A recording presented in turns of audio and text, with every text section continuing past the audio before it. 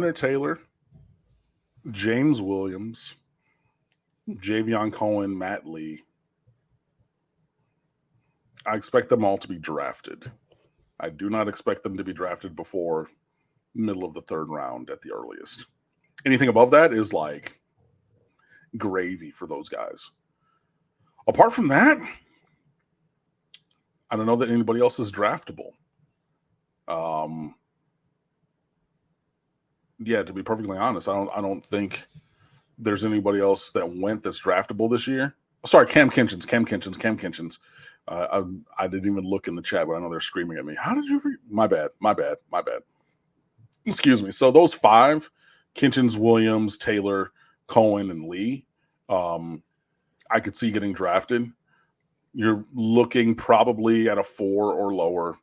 Middle of the third is the absolute ceiling. If anybody goes above that, that's a blessing, to be perfectly honest, especially with the fact that all those guys, they tested athletically.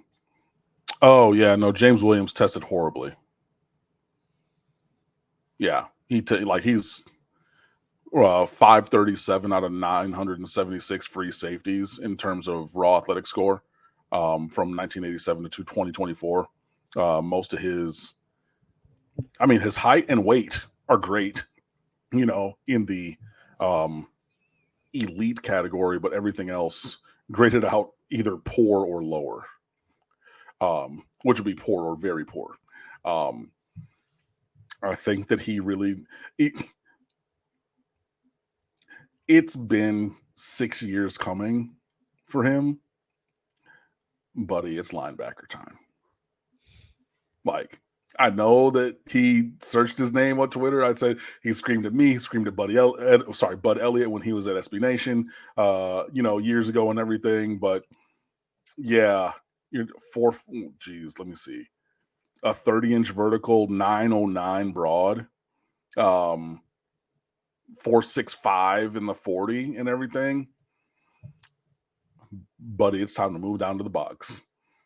Maybe eat some Wheaties, a couple extra protein shakes, and be a dynamic outside linebacker, weak side backer, and everything. So you're not, I'm never going to claim that he's going to be James Harrison or anything, or just like that rocked up and then just like, yeah, strong side, like I'm, heels at forward, I'm going and I'm busting somebody's helmet as I fill a hole. That's probably not going to be James Williams, but playing safety, it was a novel idea. I get that you loved it and everything, and you had the ability because of your size and athleticism relative to your peers for the last 6 years to stay there. But like,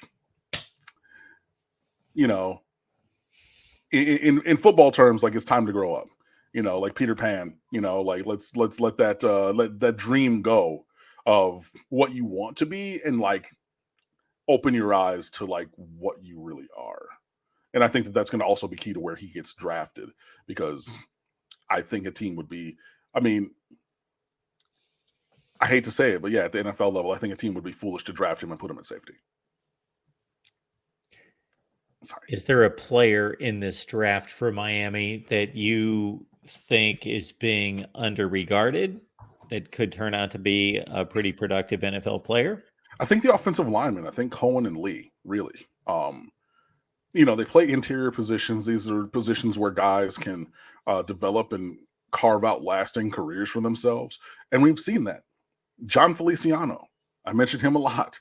He went to Miami. He was a 3-year project, him and Danny Isidoro from the same recruiting class and everything. And he played, started in the Super Bowl for the 49ers, however many years on into the league. Like, I think that is possible. I think that you can carve that kind of a career as a mid-round pick on interior line. I think that's very possible.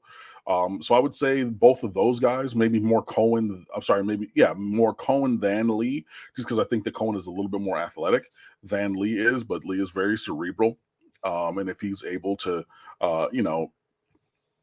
really show the strength, the physical strength on the field that he needs at that center position, I think that he could. So I would say those would be the guys I would lean on, maybe in that kind of a regard.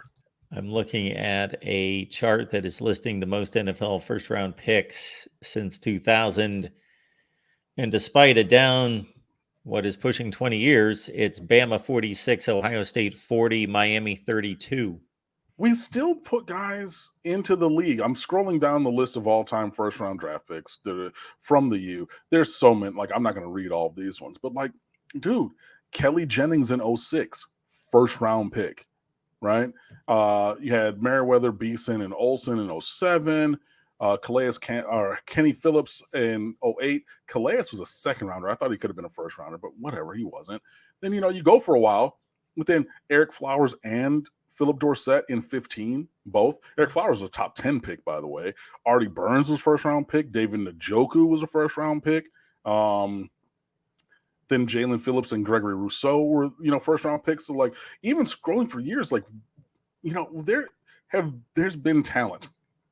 It's been more island-like archipelagos instead of like a continent of talent. I don't know that I did that necessarily as a great analogy, but it's been like a little blip here and there. It hasn't been a widespread, but man, like, still, like, we do the thing when the thing is there to be done, but we just need more of these guys. And hopefully with some of these guys who've stayed, we can look towards having more, higher picks moving into the 25 draft and thereafter.